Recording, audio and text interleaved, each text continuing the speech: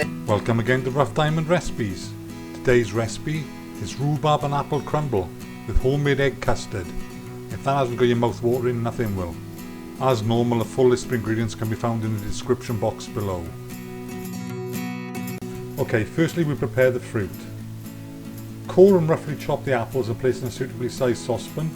Of course you can peel the apples if you prefer first, but we don't bother.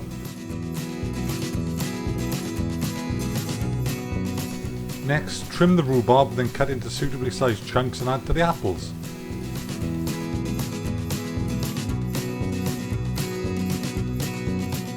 Then add the golden caster sugar, followed by a splash of water to the pan and off to the heat. After it's been on the heat a minute or two, turn it down to low and allow it to stew for at least 15 minutes. And when this is done, you should have something that looks like this.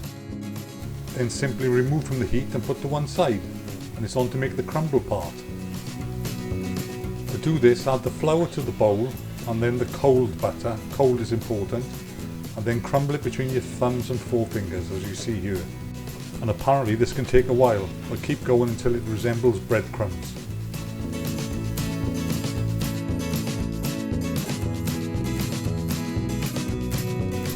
When this texture is achieved, it's time to mix in the soft brown sugar.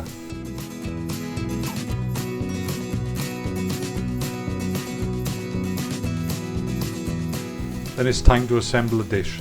Simply spoon in the apple and rhubarb mixture into a suitably sized oven-proof dish and crumble over the crumble mixture.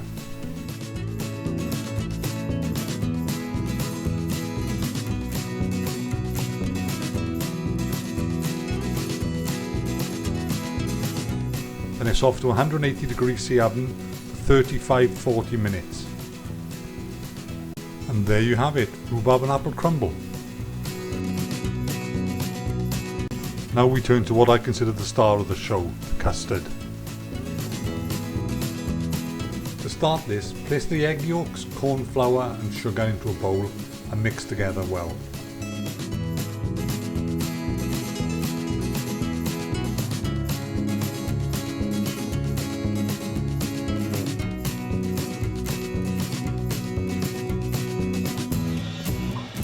When this is done, add the vanilla extract to the mixture and again mix through. The next thing to do is heat the milk. Place the milk in a saucepan, put under the heat, and just heat until the bubbles start to appear on the surface. You don't want to boil this milk, just to heat it up. And when the milk is ready, remove from the heat, add quarter to the egg mixture and mix in, then you can follow with the rest of the milk.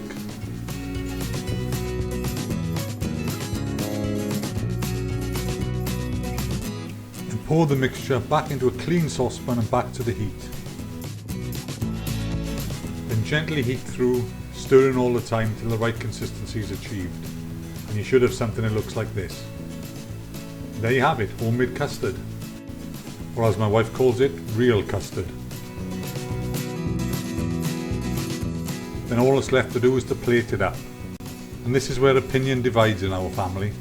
I say the crumble should be hot and the custard should be cold. My daughter says the crumble should be cold and the custard should be hot. My wife says they both should be hot. So we'll leave it up to you how you dish yours up. Hope you enjoyed this recipe. Feel free to subscribe, share and like. And hopefully we'll see you soon again in the next one. Bye for now.